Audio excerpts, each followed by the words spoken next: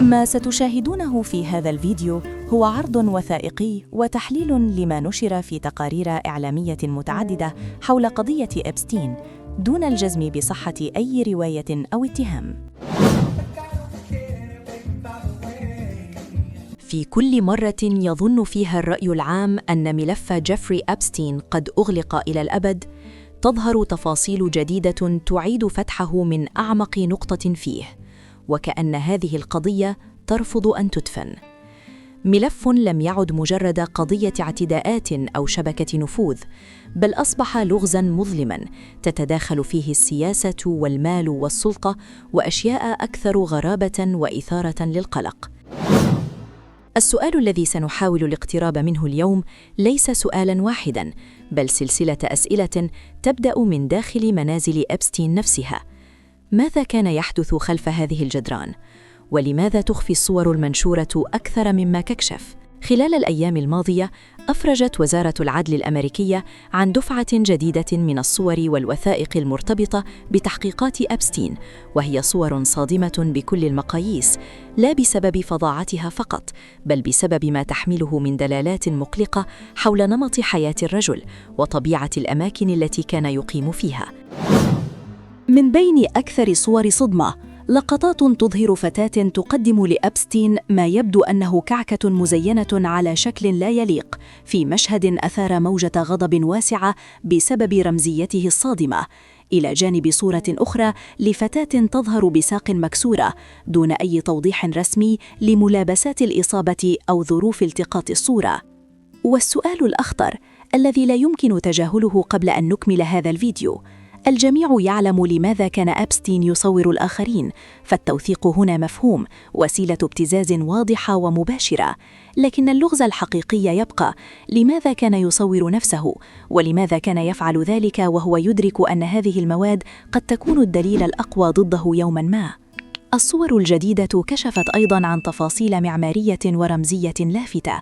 الصورة الأولى تظهر غرفة داخل قصر إبستين في نيويورك، بينما تظهر صورة أخرى ما وصف بأنه معبد داخل جزيرته الخاصة.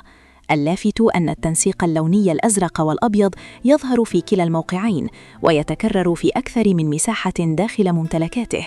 هذا التفصيل دفع بعض المحللين إلى ربط هذه الألوان بدلالات علم إسرائيل. وفي سياق آخر أثارت وثائق متداولة جدلاً واسعاً بسبب ذكر أسماء شخصيات عالمية بارزة، من بينها مارك زوكربيرغ مؤسس شركة ميتا وإيلون ماسك. وتظهر إحدى الصور مارك زوكربيرغ برفقة امرأة ومعهما جيفري إبستين داخل الجزيرة، وهي صورة لم يصدر بشأنها أي تعليق رسمي حتى الآن.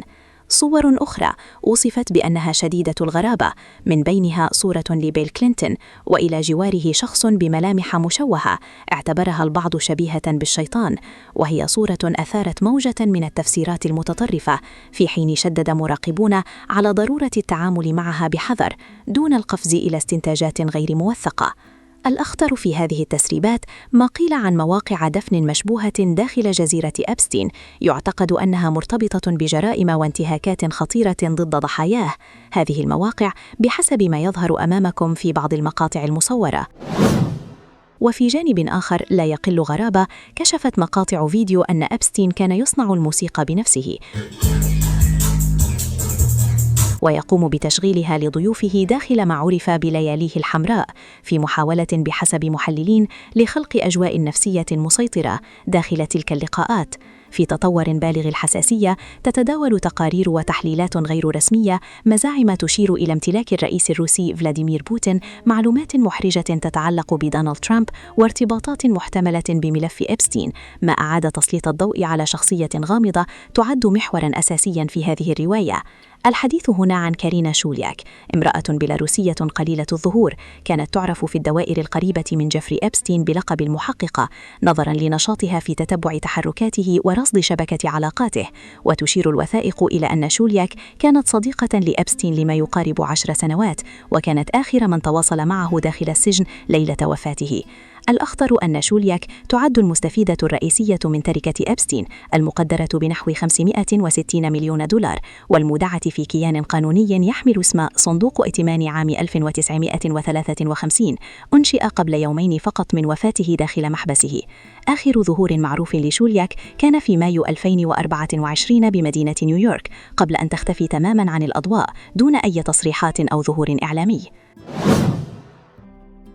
من بين أكثر الصور إثارة للذعر مشاهدات لحيوانات محنطة داخل منازل أبستين، ليس حيواناً واحداً بل مجموعة كاملة من الكائنات المحنطة، من بينها كلب محنط ونمر ضخم محنط وضع بعناية فوق سجادة داخل إحدى الغرف، في مشهد لا يشبه ديكور المنازل العادية بقدر ما يشبه قاعات عرض غريبة أو طقوساً غير مفهومة. هذه الحيوانات لم تكن استثناءً، بل جزءاً من نمط زخرفي متكرر في أكثر منزل من منازل أبستين، سواء في منهاتن أو في مواقع أخرى، ما يفتح باب التساؤل حول الرسائل الرمزية التي كان يحرص على إحاطته نفسه بها. وزارة العدل الأمريكية نشرت كذلك صوراً أخرى تظهر أزياء تنكيرية مثيرة للريبة، بعضها يشبه أزياء الأطفال محفوظة داخل غرف المنزل. هذه الأزياء بحسب المحققين لم تكن معروضة بشكل عشوائي، بل موضوعة بعناية ضمن مقتنيات شخصية، ما يزيد من خطورة دلالتها في سياق القضية. ومن بين أخطر ما ظهر في الصور صورة لغرفة نوم أبستين المزعومة، حيث كشفت التحقيقات عن كاميرا سرية صغيرة مثبتة في زاوية السقف في موقع مرتفع يتيح مراقبة الغرفة بالكامل دون أن يلاحظها أحد. هذه ليست الكاميرا الوحيدة. صور أخرى مما يعرف بغرفة التدليك كشفت رفوفاً كاملة مليئة بالكريمات والمراهم والزيوت والعطور، موضوعة بطريقة منظمة بشكل مريب، وعلى الجدران لوحات فنية، من بينها لوحة لامرأة شبه عارية في مشهد يعكس بوضوح طبيعة ما كان يمارس داخل هذه الغرفة. المحققون وصفوا غرفة التدليك بأنها واحدة من أكثر الغرف انحطاطاً داخل المنزل، ليس فقط بسبب محتوياتها بل بسبب الأدلة التي عثر عليها بداخلها. إحدى الصور المنشورة ضمن الملفات أظهرت كتاباً بعنوان التدليك للمبتدئين وجد داخل المنزل، وهو تفصيل صغير في ظاهره لكنه في سياق هذه القضية يحمل دلالة ثقيلة. الغرابة لم تتوقف عند هذا الحد. صور أخرى أظهرت تماثيل غريبة منتشرة في أرجاء المنازل، بعضها بأشكال صغيرة وغير مألوفة، قيل إنها تشبه تماثيل لشياطين أو رموز غامضة، دون وجود تفسير رسمي لطبيعتها أو معناها. كما ظهرت أقنعة رجالية منتشرة ضمن التصميمات الداخلية، ما أضفى على المكان طابعاً مقلقاً أقرب إلى الطقوس السرية منه إلى الديكور المنزلي. وفي صورة أخرى نشرتها وزارة العدل ظهرت فتاة صغيرة تجلس على كتفي إبستين، وهي صورة أثارت غضباً واسعاً بسبب رمزيتها الخطيرة في ظل الاتهامات الموجهة إليه. الملفات كشفت أيضاً أن إبستين لم يكن يكتفي بجزيرته الشهيرة، بل كان يحرص في كل منزل من منازله على تخصيص غرف ذات طابع غير أخلاقي محدد، وكان يضع في كل غرفة لوحة أو صورة شبه عارية، كأن لكل غرفة وظيفة ورسالة مختلفة. ومن بين التسريبات الأكثر حساسية معلومات وردت في رسائل إبستين الخاصة تشير إلى أنه ولمدة تقارب 15 عاماً كان يعاني من نقص حاد في هرمون التستوستيرون، وهو ما كان يؤثر سلباً على صحته الجنسية. وبحسب هذه الرسائل كان يتناول أدوية وهرمونات لكنها لم تكن تجدي نفعاً يذكر. هذه المعلومة تحديداً دفعت بعض المحللين للتساؤل: هل كان سلوك إبستين محاولة لتعويض خلل جسدي، أم أن الأمر أعمق وأخطر من مجرد اضطراب صحي؟ الصور لم تتوقف عند هذا الحد. إحدى الصور أظهرت تمثالاً لتلميذ داخل إحدى الغرف محاطاً بحيوانات على الجدران في مشهد يحمل رمزية مقلقة. وصورة أخرى أظهرت قدم امرأة، وخلفية الصورة كانت رواية لوليتا، وهي رواية معروفة بطابعها المثير للإشمئزاز في هذا السياق.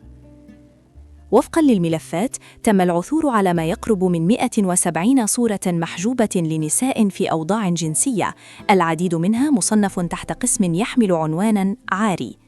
هذه الصور كانت ضمن الدفعة الأولى من السجلات الفيدرالية التي ظلت مختومة لسنوات طويلة قبل أن يتم الإفراج عنها علناً في 4 مجموعات بيانات عند 4:04 مساء بتوقيت شرق الولايات المتحدة يوم الجمعة.